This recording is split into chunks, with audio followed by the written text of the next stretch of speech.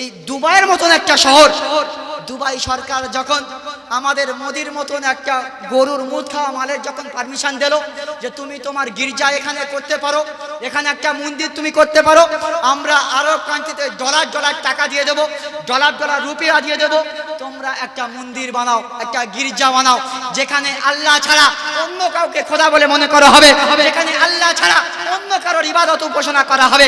এরকম অনুমতি দিয়ে একটা জায়গা বানানোর পর আল্লাহর তরফ থেকে এমন একটা ভূমিকম্প এলো, পুরো দুবাই কান্ট্রিকে কাঁপিয়ে দিয়েছে। দেয় কি দিয়েছে কি দেয় নাই?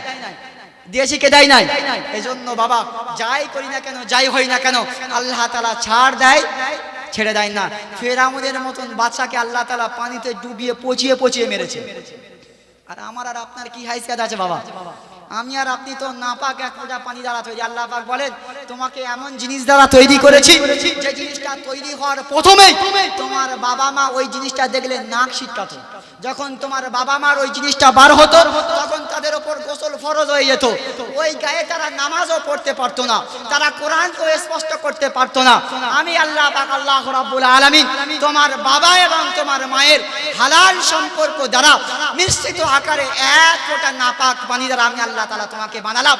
তারপর তোমাকে 40 দিন যাবত আমি আল্লাহ পাক আল্লাহ রাব্বুল আলামিন তোমার মাটি গর্ভে তোমার মার 32টি নারীর তোলায় কলিজা তলদেশে তোমার বাবা মার ওই নাপাক পানিটা 40 দিন যাবত ওই নাপাক পানি অবস্থায় রেখে 40 দিন পর আমি আল্লাহ পাক আল্লাহ রাব্বুল আলামিন রক্ততে পরিণত করে দিয়েছিলাম।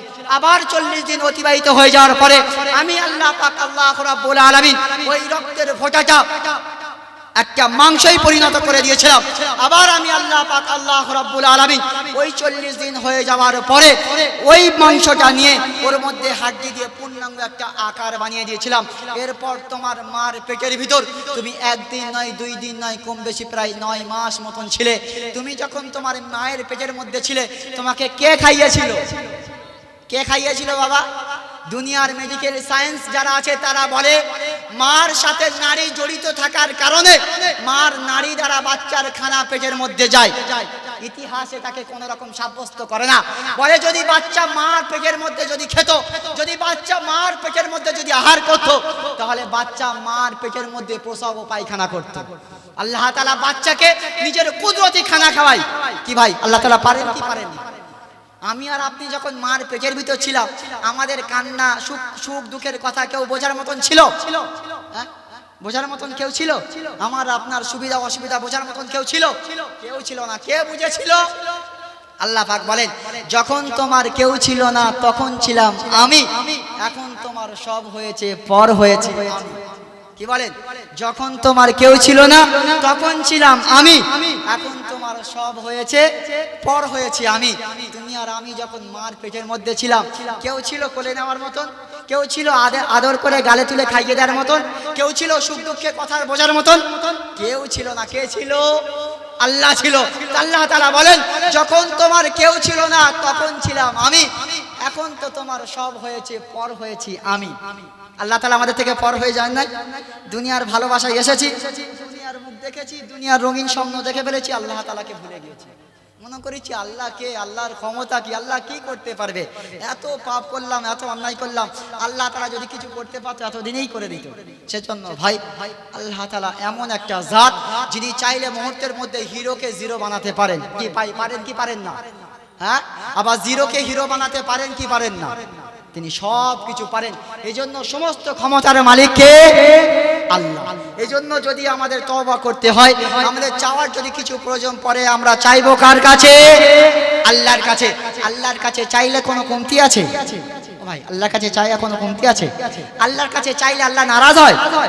দুনিয়ার মানুষের কাছে তুমি একবার চাইবে হয়তো দিবে, দুবার চাইবে হয়তো বা পাশে দাঁড়াবে, তিনবার চাইবে তখন তোমার থেকে তার বডিটা দূরে সরাবে।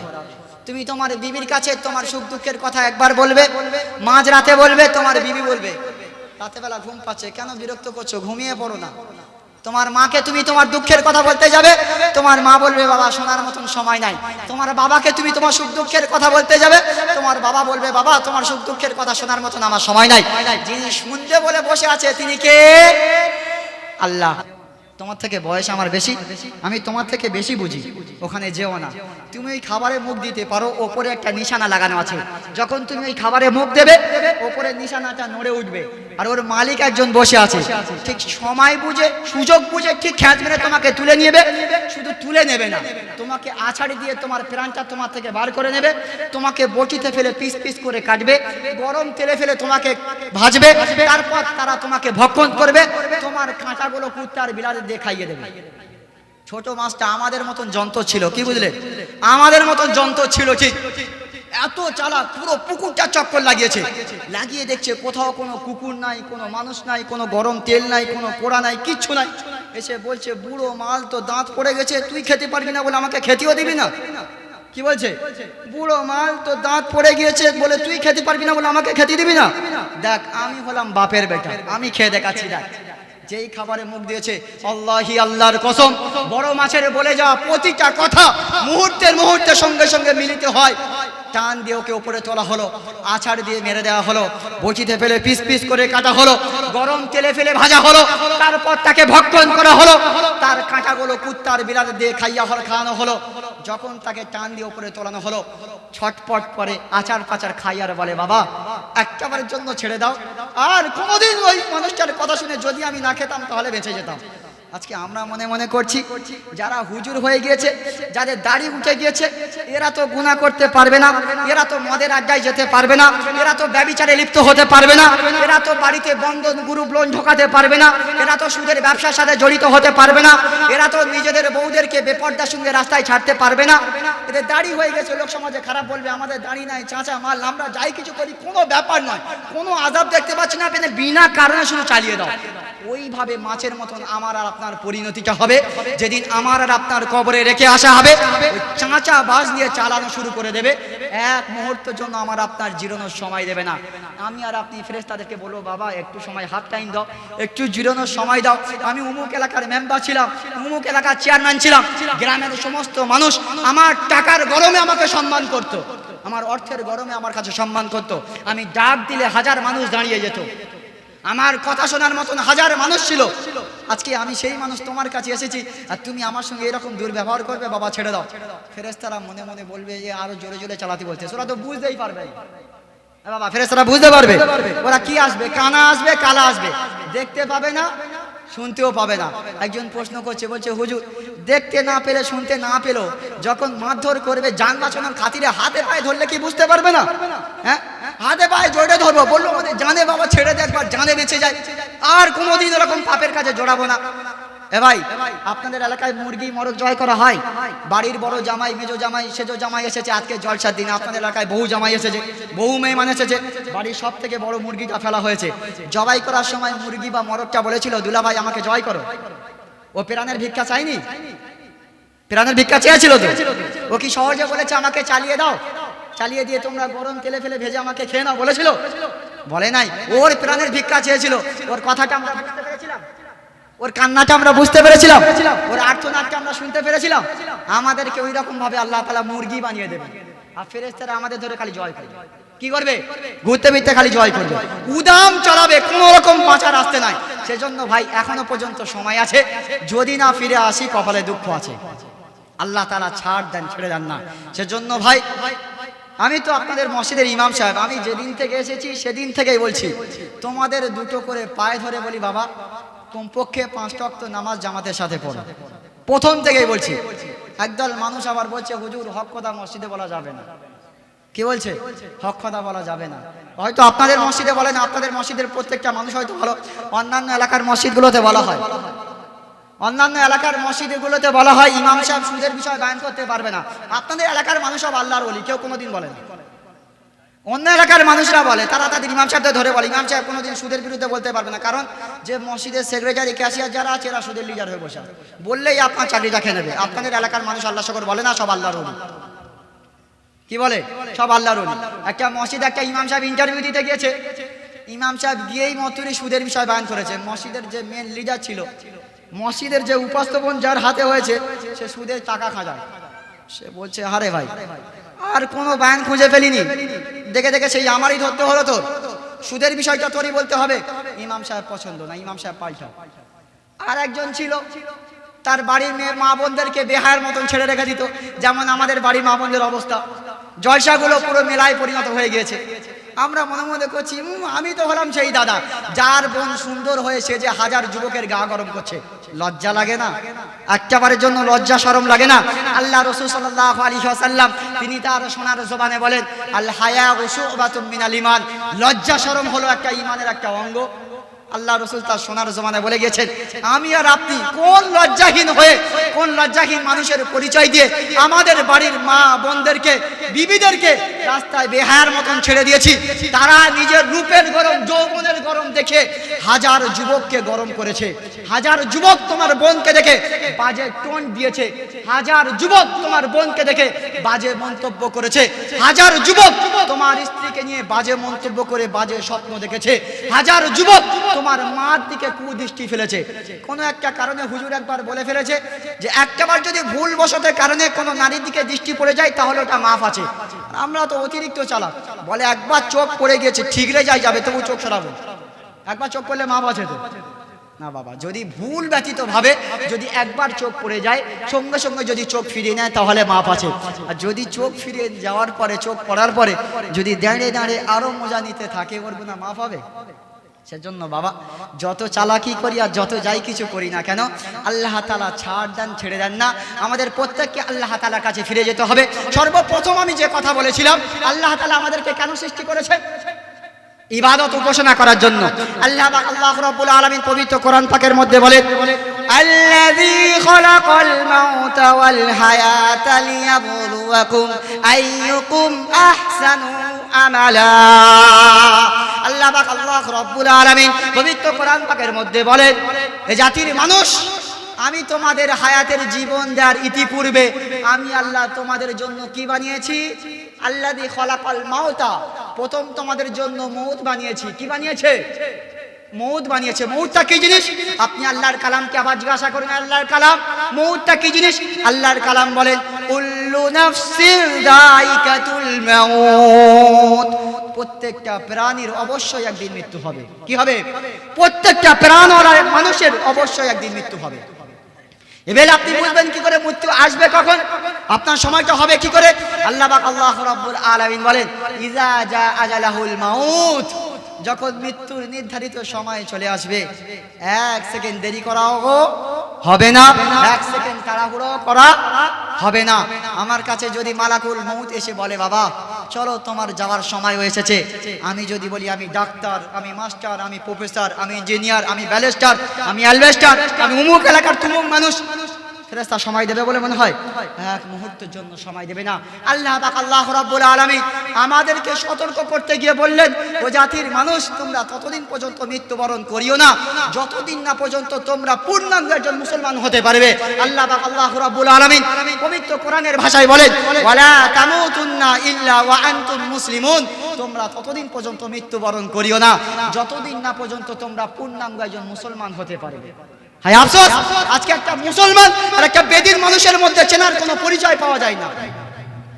এমন পোশাক আশাক পরে বার হচ্ছে, এমন প্যান্ট পরে বার হচ্ছে যে প্যান্টটা পরে রুকুতে গেলে একটু ঝুমলেও সুন্দরবন কোথায় কি আছে সবকিছু দেখা যাবে। তারপর আবার ফেসবুক থেকে বলছে, আমি হলাম মুসলমান, আমরা হলাম উম্মতে মুহাম্মাদি। একটা কাওড়ার বাচ্চা রাস্তাতে যাওয়াকালীন তার পেশাবের বেগ লেগেছে, গাড়িটা দাঁড় করিয়ে চেনটা কড়কড় করে টেনে বাম হাতে ধরে, চেনটা কড়কড় করে টেনে বাম হাতে 5 ইঞ্চি হুইসেলটা বার করে ঝরঝর করে ঝেড়ে দিল, তারপর বাম হাতে ঘন্টাটা নেড়ে আবার ঢুকিয়ে নিল। আমাদের মতন ওই রকম নেমোখারাম একদল মুসলমান আছে যারা আমরা নিজেকে বুক ঠুকে বলি উম্মতে মুহাম্মাদি। মুসলমানের বাচ্চা রাস্তায় যাচ্ছে, পেশাবের বেগ লেগেছে, সেম একই পদ্ধতি অবলম্বন করেছে, চেনটা টানলো কড়কড় করে, তারপর 5 ইঞ্চি হুইসেলটা বার করলো, কড়কড় করে ঝেড়ে দিল, আবার কড়কড় করে চেনটা বন্ধ করে, চেনটা টেনে বন্ধ করে নিল। তোমার লজ্জা লাগে না? তোমার একটু শরম লাগে না? তুমি এমন একজনকে নবী হিসেবে পেয়েছো যে নবীর উম্মত হওয়ার জন্য হাজারো নবী আর্তনাদ করেছিল, হাজারো নবী দরখাস্ত করেছিল, আল্লাহ আমাদেরকে নবী না বানিয়ে উম্মত বানিয়ে দাও। তুমি এমন একজনকে আমিরে শরিয়াত হিসেবে পেয়েছো যার নাম হলো আবু বকর সিদ্দিক রাহমাতুল্লাহ আলাইহি, যার নাম হলো হযরত আবু বকর রাদিয়াল্লাহু তাআলা আনহু। এরকম মানুষ পেয়েছো, কোরআনের মতন কিতাব পেয়েছো, আল্লাহর মতন তুমি তোমার রব পেয়েছো। এত কিছু পাওয়ার পরেও তুমি কিভাবে তোমার আল্লাহর সাথে গাদ্দারি করো? তোমার লজ্জা লাগে না? তোমার ভয় লাগে না? আল্লাহ পাক আল্লাহ রাব্বুল আলামিন পবিত্র কোরআনের ভাষায় বলেন, ইয়া আইয়ুহাল ইনসানু মা গররাকা বিরাব্বিকাল কারীম আল্লাযী খালাকাকা ফাসাওয়াকা ফাআদালাকা ফি আইয়ি সূরাতিন মা শাআ রাক্কাবাক। আল্লাহ পাক আল্লাহ রাব্বুল আলামিন বলে, জাতির মানুষ, তুমি কার মোহমায়ায় পড়ে, কার ভালোবাসার জালে জড়িয়ে তুমি তোমার কারীম রবের সাথে গাদ্দারি করো? কি বলে? কার মোহমায়ায় পড়েছো, কার ভালোবাসার জালে তুমি জড়িয়ে পড়েছো, তুমি তোমার কারীম রবের সঙ্গে গাদ্দারি করো? তুমি কি ভুলে গিয়েছো তুমি তোমার আল্লাহকে কেমন করে অস্বীকার করো? আল্লাহ পাক আল্লাহ রাব্বুল আলামিন বলেন, কাইফা তাকফুরুনা বিল্লাহি ওয়া কুনতুম আমওয়াতান ফাআহইয়াকুম সুম্মা ইউমীতুকুম সুম্মা ইউহীকুম সুম্মা ইলাইহি তুরজাউন। তুমি কেমন করে অস্বীকার করো? তোমার তো কোনো হাইসিয়াতই ছিল না, তোমার তো কোনো ওজুদই ছিল না, তুমি তো একটা মৃতর মতন একটা আকার হয়েছিলে। আল্লাহ পাক আল্লাহ রাব্বুল আলামিন তোমার হায়াতের জীবন দিল, আবার তোমার মৃত্যু দেবে, আবার তোমার হায়াতের জীবন দেবে, তারপর তোমার জীবন সম্পর্কে চুলচেরা বিচার করা হবে। যদি বলেন আপনি বললেন কি করে? আল্লাহ পাক আল্লাহ রাব্বুল আলামিন বলেন কোরআনের ভাষায়, ওয়াত্তাকু ইয়াওমান তুরজাউনা ফীহি ইলাল্লাহ সুম্মা তুওয়াফা কুল্লু নাফসিন মা কাসাবাত ওয়া হুম লা ইউযলামুন। আল্লাহ পাক আল্লাহ রাব্বুল আলামিন বলে, জাতির মানুষ, তোমরা সেই দিনকে ভয় করো যেদিন তোমাদিগকের মতন মানুষকে, তোমাদের মতন মানুষকে টানতে টানতে হিজরাতে হিজরাতে, ইচ্ছাই হোক অনিচ্ছাই হোক, জোরপূর্বক ভাবে আমি আল্লাহ আমার কাছে ফিরিয়ে নিয়ে যাওয়া হবে। ফিরিয়ে নিয়ে যাওয়ার পরে কি হবে? আল্লাহ তাআলা বলেন, সুম্মা তুওয়াফা কুল্লু নাফসিন মা কাসাবাত, তোমাদের জীবন সম্পর্কে চুলচেরা বিচার করা হবে। ওয়া হুম লা ইউযলামুন, কারোর প্রতি কোনো রকমের অন্যায় বা জুলুম করা হবে না। কারণ সেই বিচার দিবসের মালিক কে থাকবে? আল্লাহ পাক বলেন, মালিকি ইয়াউমিদ্দিন। সেই বিচার দিবসের মালিক কে থাকবে বাবা? আল্লাহ থাকবে। দুনিয়ার কোনো আইন, দুনিয়ার কোনো প্রেসিডেন্ট, দুনিয়ার কোনো উকিল, দুনিয়ার কেউ থাকবে না। সেদিন একমাত্র বিচারকারী কে থাকবে?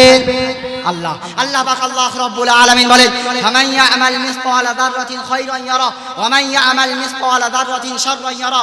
যদি তোমাদের মধ্য থেকে কেহ সামান্য থেকে সামান্য পরিমাণ যদি ভালো কাজ করে, আমি আল্লাহ সেদিন তার বদলাও দিয়ে দিব। আর যদি কেউ সামান্য থেকে সামান্য পরিমাণ যদি খারাপ কাজ করে থাকে, আমি আল্লাহ সেদিন তার বদলাও দিয়ে দিব। বলে আমি আর আপনি মনে মনে করব, রাতের বুক চিরে, রাতের আঁধারে ব্যভিচারে লিপ্ত হচ্ছি, রাতের বুক চিরে ফোনটা নিয়ে পাবজি ফ্রি ফায়ার খেলছি, কাউকে না জানিয়ে বাড়িতে সুদ ঘুষ ঢুকিয়েছি, আল্লাহ কেমন করে দেখবেন? আল্লাহ পাক আল্লাহ রাব্বুল আলামিন বলেন, اليوم نختم على أفواههم وتكلمنا أيديهم وتشهد أرجلهم بما كانوا يكسبون। তুমি কি ভুলে গিয়েছো? এমন একটা দিন তোমার সামনে আসবে যেদিন তোমাদের মুখগুলো বন্ধ করে দেওয়া হবে, তোমাদের মুখের উপর তালা চাবি মেরে দেওয়া হবে, মুখ থাকবে কথা বলার মতন ক্ষমতা থাকবে না। কি থাকবে? মুখ থাকবে, কথা বলার মতন ক্ষমতা থাকবে না। সেদিন তোমাদের হাত কথা বলবে, ওয়াতুকাল্লিমুনা আইদিহিম, তোমাদের দুই হাত কথা বলবে, ওয়াতাশহাদু আরজুলুহুম, তোমাদের দুই পা সাক্ষী দেবে। কি সাক্ষী দেবে? বিমা কানু ইয়াকসিবুন, তোমাদের কৃতকর্ম। রাতের আঁধারে, দিনের আলোতে, ইচ্ছায় অনিচ্ছায়, শয়তানের ধোঁকায়, নফসের তাড়নায়, বিতাড়িত দুষ্টু বন্ধুর পাল্লায় পড়ে হাজার যা অন্যায় করো না কেন, কারা সাক্ষী দেবে? আমার নিজের অঙ্গ প্রত্যঙ্গগুলো আমার বিপক্ষে সাক্ষী দেবে। আমি যদি এখানে বসে আছি, যদি দিলের ভাবনা অন্য জায়গায় থেকে থাকে, কে জানে? আল্লাহ পাক আল্লাহ রাব্বুল আলামিন বলেন, ইন্নাহু আলিমুন বিযাতিস সুদূর, তোমাদের দিলের ভেদাভেদ পর্যন্ত কে জানে? আল্লাহ পাক আল্লাহ রাব্বুল আলামিন জানে। সেজন্য ভাই, এখনো পর্যন্ত সময় আছে। আল্লাহ পাক আল্লাহ রাব্বুল আলামিন আমাদেরকে তার বান্দা বানিয়েছেন। কি বানিয়েছেন? আমরা কারা? আমরা কারা? আল্লাহর বান্দা। আল্লাহর বান্দা কার বলে জানা আছে? আমরা মনে করেছি আব্দুল্লাহর বেটা হলে, আব্দুর রহিমের বেটা হলে, আব্দুল করিম নাম রাখলে, আব্দুল সাত্তার নাম রাখলে আর এই রকম চর্বিওয়ালা মোটা গোশত খেলে আর বাচ্চা বেলায় ছোটবেলায় বিসমিল্লাহ করিয়ে নিলে এর থেকে ভালো আল্লাহর বান্দা আর পাওয়া যায় না। আল্লাহর বান্দা কার বলে জানা আছে? আল্লাহর কোরআন বলে আল্লাহর বান্দা হতে গেলেও কিছু বৈশিষ্ট্য লাগে। কারা কারা তোমরা শুনে দাও। আল্লাহ পাক আল্লাহ রাব্বুল আলামিন কোরআনের ভাষায় বলেন, وعباد الرحمن الذين يمشون على الأرض هونا وإذا خاطبهم الجاهلون قالوا سلاما والذين يبيتون لربهم سجدا وقياما والذين يقولون ربنا اصرف عنا عذاب جهنم إن عذابها كان غراما। আল্লাহর বান্দা হতে গেলেও বৈশিষ্ট্য লাগে। মুসলিম বাড়িতে জন্মগ্রহণ করলে আল্লাহর বান্দা হওয়া যায় না। আব্দুল্লাহ নাম রাখলে মুসলিম আল্লাহর বান্দা হওয়া যায় না। চর্বিওয়ালা রিয়াজওয়ালা মোটা গোশ খেলে আল্লাহর বান্দা হওয়া যায় না। নমাজ ছমাস একদিন জুমার দিনে এসে মাথাটা ঠুকে কোনো রকম পালিয়ে গেলে আল্লাহর বান্দা হওয়া যায় না। আল্লাহ পাক আল্লাহ রাব্বুল আলামিন বলেন, রহমানের বান্দা হলো তো তারা জমিনের বুকে সব থেকে নম্র ভদ্র হবে যারা। রহমানের বান্দা হলো তো তারা যাদের সাথে মূর্খ মানুষ তর্ক করতে এলে সালাম দিয়ে কেটে বার হয়ে যাবে যারা। রহমানের বান্দা হলো তো তারা ওয়াল্লাযীনা ইয়াবিতুনা লিরাব্বিহিম সুজদাও ওয়া কিয়ামা।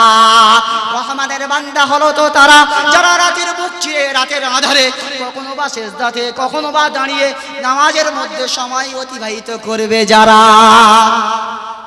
কারা?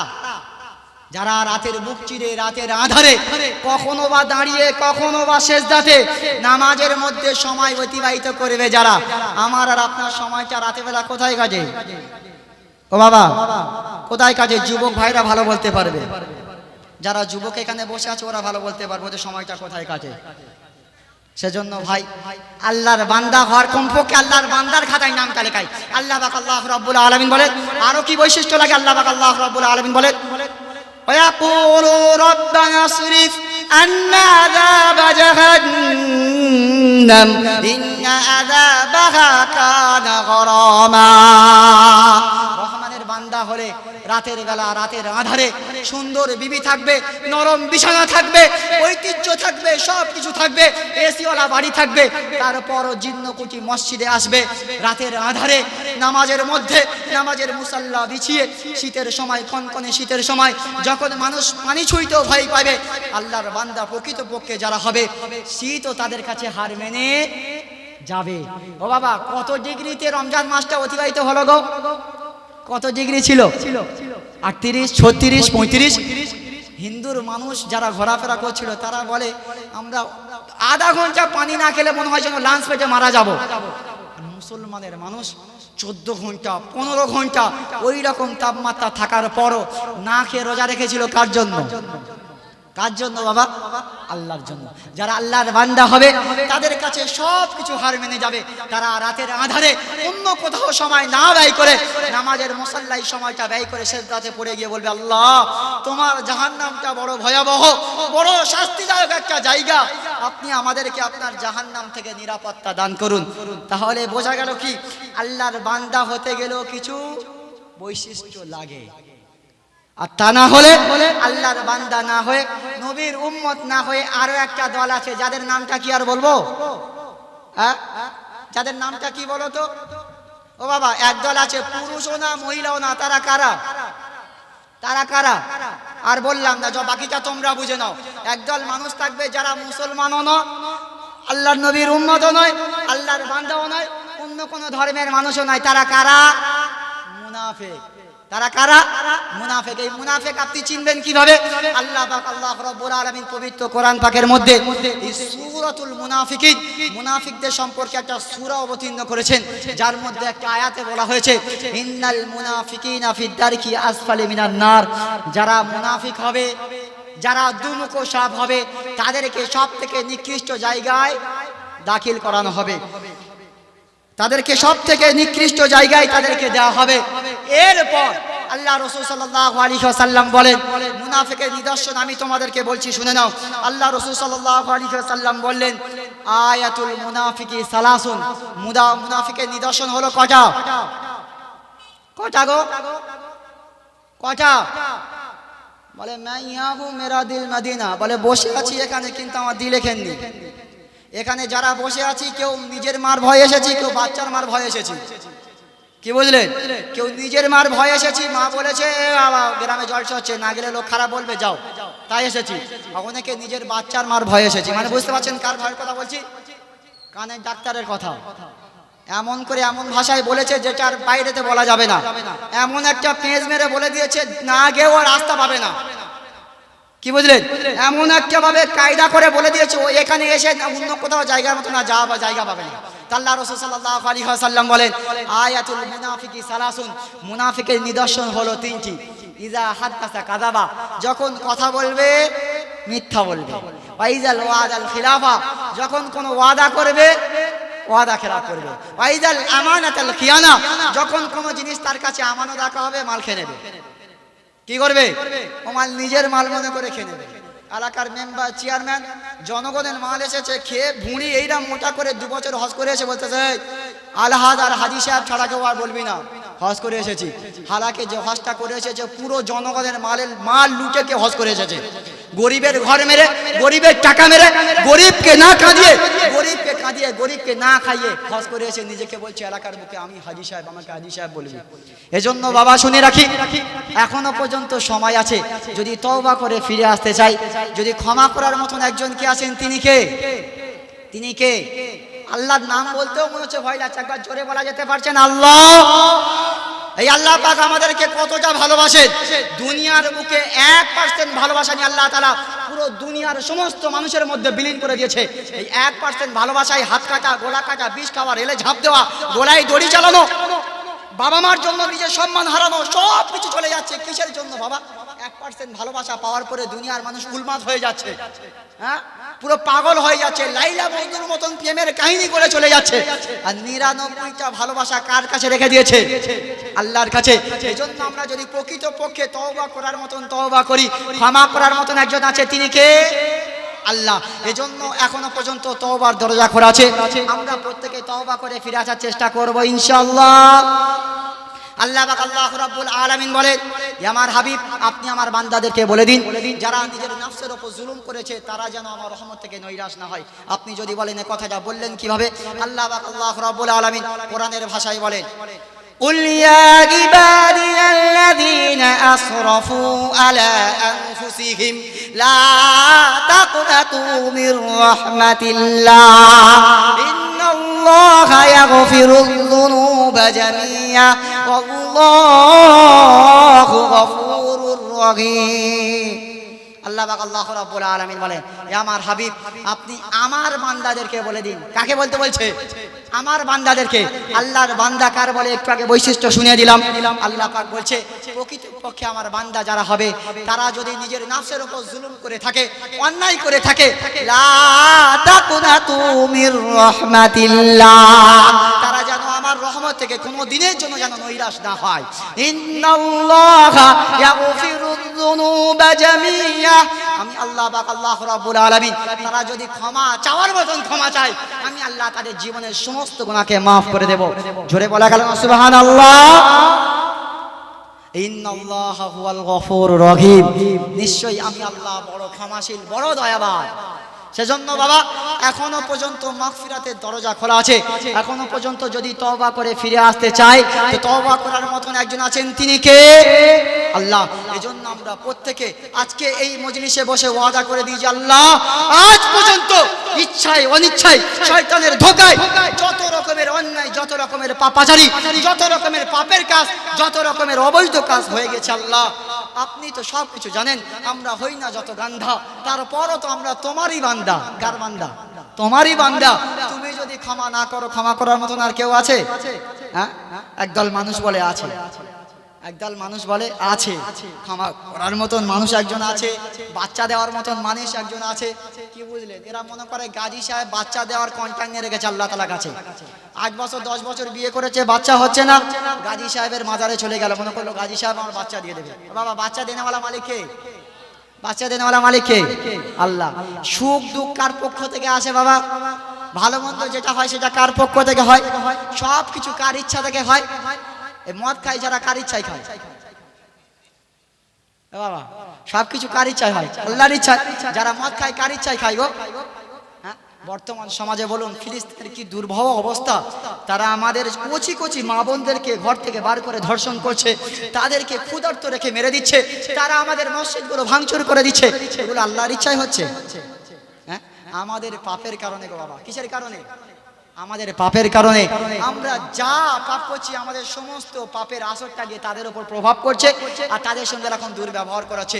এই দুবাইয়ের মতন একটা শহর, দুবাই সরকার যখন আমাদের মোদির মতন একটা গরুর মুখ খাওয়া মালের যখন পারমিশন দিল যে তুমি তোমার গির্জা এখানে করতে পারো, এখানে একটা মন্দির তুমি করতে পারো, আমরা আরব কান্ট্রিতে ডলার ডলার টাকা দিয়ে দেবো, ডলার ডলার রুপিয়া দিয়ে দেবো, তোমরা একটা মন্দির বানাও, একটা গির্জা বানাও, যেখানে আল্লাহ ছাড়া অন্য কাউকে খোদা বলে মনে করা হবে, যেখানে আল্লাহ ছাড়া অন্য কারোর ইবাদত উপাসনা করা হবে। এরকম অনুমতি দিয়ে একটা জায়গা বানানোর পর আল্লাহর তরফ থেকে এমন একটা ভূমিকম্প এলো, পুরো দুবাই কান্ট্রিকে কাঁপিয়ে দিয়েছে। দেয় কি দিয়েছে কি দেয় নাই? দিয়েছে কি দেয় নাই? এজন্য বাবা, যাই করি না কেন, যাই হই না কেন, আল্লাহ তাআলা ছাড় দেয়, ছেড়ে দেয় না। ফেরাউনের মতন বাদশাকে আল্লাহ তাআলা পানিতে ডুবিয়ে পচিয়ে পচিয়ে মেরেছে। আর আমার আর আপনার কি হাইসিয়াত আছে বাবা? আমি আর আপনি তো নাপাক এক ফোঁটা পানি দ্বারা তৈরি। আল্লাহ পাক বলেন তোমাকে এমন জিনিস দ্বারা তৈরি করেছি যে জিনিসটা তৈরি হওয়ার প্রথমেই তোমার বাবা মা ওই জিনিসটা দেখলে নাক ছিটকাতো। যখন তোমার বাবা মার ওই জিনিসটা বার হতো, তখন তাদের উপর গোসল ফরজ হয়ে যেত। ওই গায়ে তারা নামাজও পড়তে পারতো না, তারা কোরআনকে স্পষ্ট করতে পারতো না।